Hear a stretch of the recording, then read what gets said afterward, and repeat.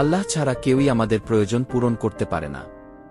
আমরা অনেক সময় মানুষের কাছে চাই, কিন্তু ভুলে যাই আসল সাহায্য কেবল আল্লাহর কাছেই। আল্লাহ তাআলা কুরআনে বলেছেন, তোমার প্রভু বলেছেন, আমাকে ডাকো, আমি তোমাদের ডাকে সাড়া দেব। সূরা গাফির। এই আয়াতে আল্লাহ নিজেই আমাদের প্রতিশ্রুতি দিয়েছেন, তুমি ডাকো, আমি সাড়া দেব। রাসূলুল্লাহ সাল্লাল্লাহু আলাইহি ওয়াসাল্লাম বলেছেন, দোয়া হল ইবাদতের মূল। তিরমিজি।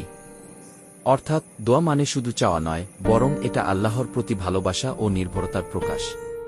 সাহাবারা প্রতিটি ছোট বড় কাজে আল্লাহর সাহায্য চাইতেন। কেউ জুতার ফিতা ছিঁড়লে বলতেন, আল্লাহ আমাকে নতুন ফিতা দিন। তারা বিশ্বাস করতেন ক্ষুদ্র থেকে ক্ষুদ্র প্রয়োজনও আল্লাহর কাছেই চাওয়া উচিত। তাই ভাই ও বোনেরা, দোয়া মানে শুধু মুখের কথা নয়, এটা ঈমানের প্রকাশ। চাও, কেঁদে চাও, আন্তরিকভাবে চাও। যদি আজ না পাও, হতাশ হয়ো না। আল্লাহ তোমার জন্য আরও ভালো কিছু রেখেছেন।